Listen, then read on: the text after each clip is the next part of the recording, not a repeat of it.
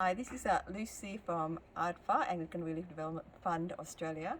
I am here with Bishop Edoni, and he is from Restore PNG, and he's here in Sydney, and we love to have him here, and we just want to find out a bit more about the work of Restore and about the work of the church in PNG, particularly in Milne Bay area. So Bishop Edoni, can you introduce yourself? Yes, hi, and my name is Bishop Leidimo Edoni, and I am from the United Church background and from Milne Bay in Papua New Guinea. And you're part of a group of 3 denominations, is that right?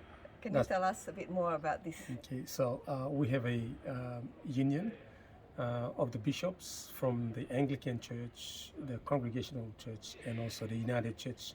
And we formed that as a result of our involvement with the church-government partnership, which fundings have been given previously to the church, and currently because of financial issues in the government, it has not been coming forth, but we believe it will come.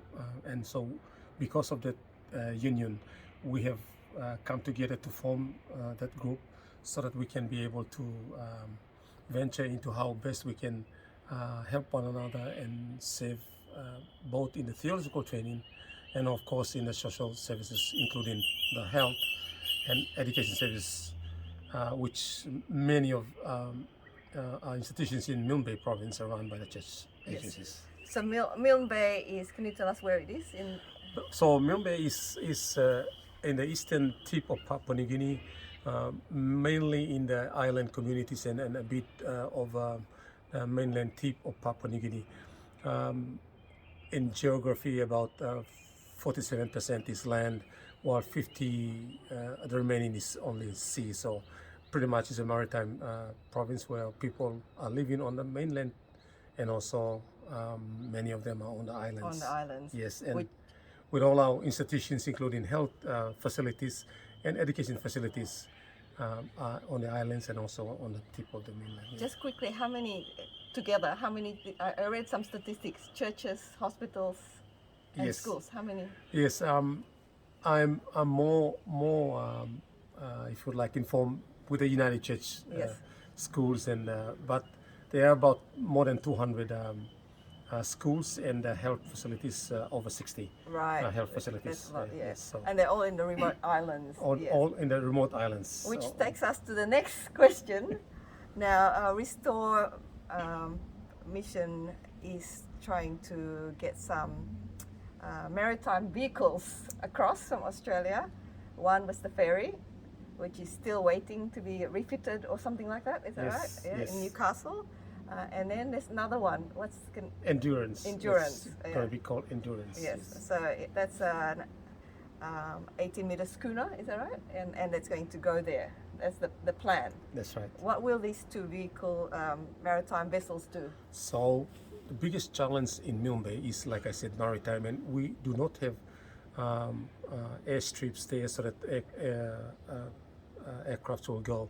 We pretty much depend on sea transport, and with the challenges that the church have in terms of logistics and movement of, if you like, hospital materials and also school materials as well.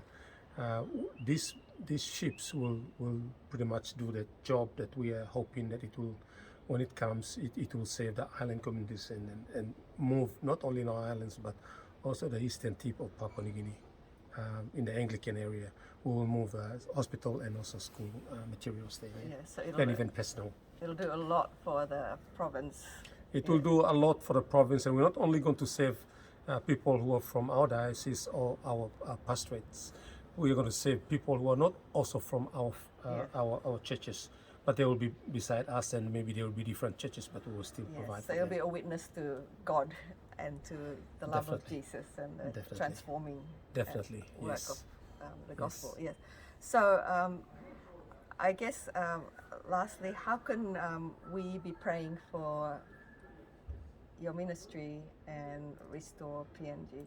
Restore PNG in its if you would like, infancy, and we try to establish a lot of things given the scenario of a political landscape that is provided there by our government, and also many other factors.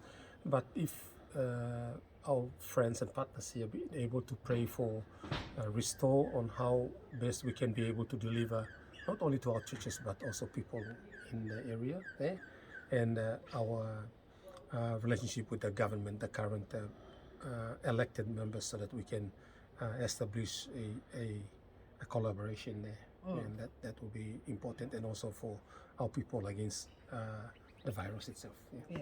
So I guess the church has a lot to do with the community, and we're trying to work well with the government.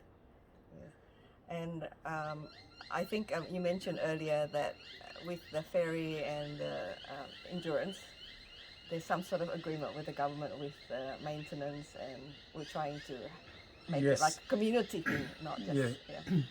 The project came and when we got that project in our thinking and in the focus, we know the challenges behind it, and we spoke to our former parliamentarians and also government leaders, and they saw the challenges. They gave us the peace of mind, and also they spoke about how best they can be able to assist the churches to participate in development, and especially in transport-wise. So we also had some of them sign letters that they would like to partner with the Restore Milne Bay to deliver that. All right. Yes. Yeah, thank you. I think that's a lot of assurance, and I think a lot of Christians do want to support the work of the church in PNG. And it's lovely to have you explaining to the potential donors and people who want to be prayerful and supporting you and in a bigger way about the work there. Thank you very much. Okay, thank you.